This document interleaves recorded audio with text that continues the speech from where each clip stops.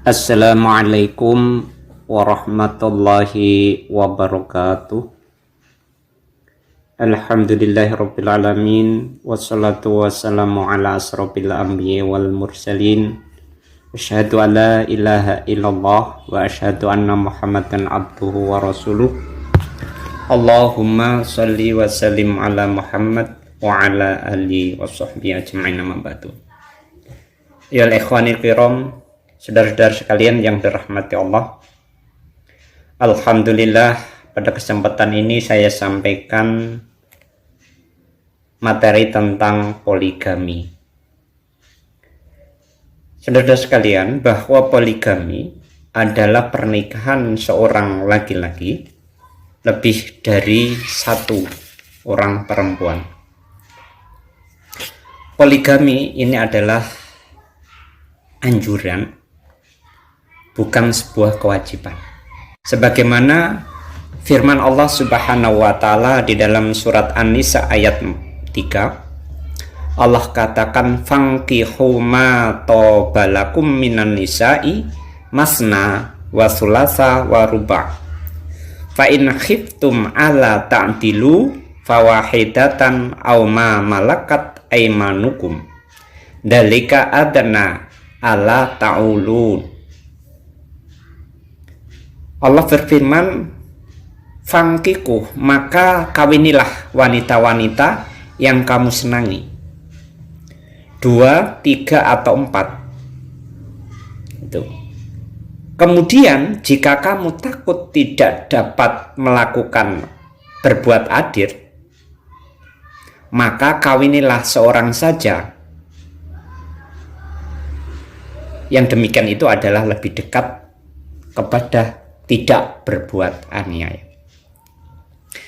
Ayat ini menjelaskan fangkiku adalah khitab atau seruan bagi seorang laki-laki ketika ingin menikah lagi. Seorang laki ketika ingin menikah. Dan ketika dia takut tidak berbuat adil, maka satu saja, itu kan perintah Allah sebatan itu. Jadi Allah katakan satu saja, karena dengan satu itu kamu lebih tidak berbuat aniaya. Teman-teman sekalian, buah nikah adalah salah satu syariat Islam yang diberikan kepada manusia. Tujuan utama adalah melestarikan keturunan dengan cara yang disyariatkan. Karena ada orang memperoleh keturunan tapi dengan cara tidak disyariatkan. Contohnya di barat misalkan, ada namanya bank sperma dan lain sebagainya. Tapi di dalam Islam tujuan pernikahan adalah dalam rangka melestarikan keturunan yang diridhoi oleh Allah Subhanahu wa taala. Sementara kenikmatan, kebahagiaan itu sesuatu yang alami, yang terjadi. Dengan menikah berarti terjadi kenikmatan, kebahagiaan dan lain sebagainya. Yang pertama. Kemudian yang kedua, mengapa syariat Islam itu memperbolehkan poligami lebih dari satu dan membatasi hanya 4? Karena apa? Ayat tersebut menganjurkan untuk membatasi dengan satu istri saja dalam kondisi takut tidak dapat berlaku adil. Karena apa? Karena membatasi satu istri dalam kondisi takut tidak dapat berlaku adil merupakan tindakan yang lebih dekat tidak berbuat dolim, yang itu harus dimiliki oleh seorang muslim. Nah, ayat ini memperbolehkan. Tetapi dalam Islam pernikahan itu kan ada, ketika orang sudah menikah, maka di sana ada hak dan kewajiban. Hak istri adalah kewajiban seorang suami, dan hak suami kewajiban seorang istri. Maka dua-duanya harus seimbang. Contohnya, kewajiban seorang suami adalah memberi nafkah, baik lahir maupun batin. Maka di dalam Islam dikatakan bahwa seorang laki-laki itu memberikan nafkah berupa pakaian, makanan, dan tempat tinggal bagi seorang istri. Dan ketika sudah punya anak, maka kewajiban orang tua adalah memberi nafkah anak dan istri, kemudian memberikan pendidikan kepada anak, dan kemudian carikan jodoh yang baik bagi anak. Nah, ketika jadi suami dan istri ada hak dan kewajiban, itu harus saling seimbang. Haknya istri seperti kewajiban suami, haknya suami adalah kewajiban istri. Dan ketika itu sudah terjadi, boleh bagi seorang laki-laki untuk nikah lagi karena hak kewajiban dia seorang suami itu sudah terpenuhi. Nah, ketika kewajiban suami tidak terpenuhi, misalkan nafkahnya sudah nggak cukup, nggak diberi, bahkan tidak diberi. Kemudian pendidikan anak dibiarkan istri banting tulang mencari nafkah ke sana kemari. Sementara dia belum mampu memenuhi kebutuhan itu, sementara dia ingin menikah lagi, ini nama dengan mendolimi anak dan istri. Kan di dalam Al-Quran tadi menjelaskan bahwa ketika kita tidak mampu berbuat adil saja, hanya dianjurkan untuk satu saja, maka apalagi kita tidak mampu untuk memberikan kewajiban melaksanakan kewajiban kita. Berarti kita nggak boleh dong. Secara hukum boleh menikah lagi, boleh. Menikah lagi boleh. Itu hak seorang suami untuk menikah lagi. Tetapi di hadapan Allah ini nanti menjadi beban di akhirat, bukan di dunia. Karena apa? Ketika kita menikah lebih dari satu, sementara salah satunya aja kemudian tidak dinafkahi, sementara yang lain dinafkahi, maka Allah akan memberikan siksa yang pedih. Misalkan di dalam hadis diriwayatkan oleh Ibnu Hibban di dalam sahihnya dikatakan dari Abu Hurairah bahwa Rasulullah bersabda, "Man kanat lahu imra'atani yamilu li ikhdahuma alal ukhra ja'a yaumal qiyamati yajri ahadu syaqaihi saqiton au ma'ilam." Siapa saja yang mempunyai dua orang istri, lalu ia lebih cenderung kepada salah satu dan mengabaikan yang lain, niscaya ia akan datang pada hari kiamat nanti berjalan sementara salah satu kakinya lumpuh atau pincang. Itu kalau tidak bisa berbuat adil aja begitu. Terus apalagi mengabaikan sama sekali. Nafkahnya tidak mampu, dia tidak kasih nafkah, sementara istrinya banting tulang ke sana kemari demi menghidupi dirinya sendiri dan anaknya, mau nikah lagi. Apa yang bisa kita banggakan di hadapan Allah Subhanahu wa Ta'ala?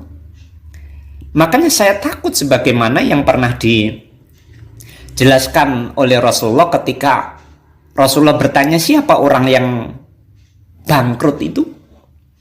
Maka diceritakan bahwa orang yang bangkrut adalah datang kepada Allah dengan pahala puasa, pahala haji, pahala sholat, pahala zakat, dan lain sebagainya.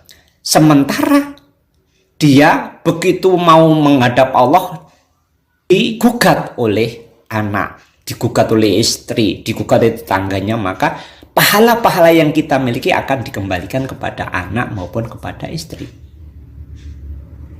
Jadi orang yang kita dolimi itu nanti pahala kita akan diambil oleh dia di hadapan Allah. Oleh karena itu, secara hukum memang boleh kita menikah lagi, tetapi di hadapan Allah nanti tanggung jawabnya makin besar. Bukan kemudian enak, oh enak istrinya dua, oh sana sini enak. Tapi tanggung jawaban di hadapan Allah nanti lebih besar. Orang yang tidak punya harta, itu hisabnya itu lebih ringan daripada orang yang punya harta, kan ditanya. Dan apa yang kita sampaikan di hadapan Allah nanti ketika kita punya itu, sementara yang satu nafkahnya sudah tidak kasih karena kita mampu, sementara kita nikah lagi. Apa yang kita lakukan di hadapan Allah? Apa yang kita bisa omongkan di hadapan Allah?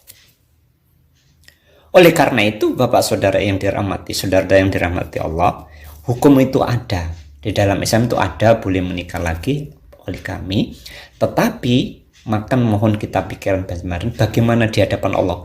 Kalau kita menikah lagi dalam rangka pendekatan kepada Allah Subhanahu wa Ta'ala, itu harus. Sang istri jangan menghalang-halangi suami ketika menikah lagi, ketika hak dan kewajiban sudah terpenuhi dan suami ingin menikah lagi, jangan dihalang-halangi. Karena itu adalah sebagai bukti amal kita di hadapan Allah Subhanahu wa taala, menjadikan orang lain lebih soleh dan orang lain menjadi orang-orang yang tunduk kepada Allah. Nah, ketika hak kewajiban suami kita sudah terpenuhi, maka ketika sang suami ingin menikah lagi, jangan dihalang-halangi. Karena ini bagian dari hukum syariat. Ketika Anda ikhlas dengan menjadi istri, punya saudara lagi lebih ringan, dan kemudian bebannya lebih lepas. Maka yang penting seorang istri ketika suami nikah lagi, maka perasaannya dikembalikan kepada akalnya, kembali kepada Allah, yang menjadi beban. Karena dia tetap suami kita, dia tetap bapaknya dari ayah kita, walaupun istri suami menikah lagi. Tanggung jawab dia di hadapan Allah nanti lebih besar, gitu loh. Maka oleh karena itu kita semuanya tunduk, perbuatan kita tunduk kepada perintah Allah Subhanahu wa taala. Sehingga disitulah kemudian ketika beban kita ikhlas karena Allah Subhanahu wa taala, maka beban ini yang akan meringankan di hadapan hisab, di hadapan Allah Subhanahu wa taala. Oleh karena itu saya pesan kepada teman-teman suami-suami, ketika mau menikah lagi, pikirkan, kalau memang mampu dan kewajiban Anda, hak istrinya sudah terpenuhi, hak anak-anak sudah terpenuhi, maka tidak mengapa untuk menikah lagi. Tapi di hadapan Allah maka hisabnya lebih besar.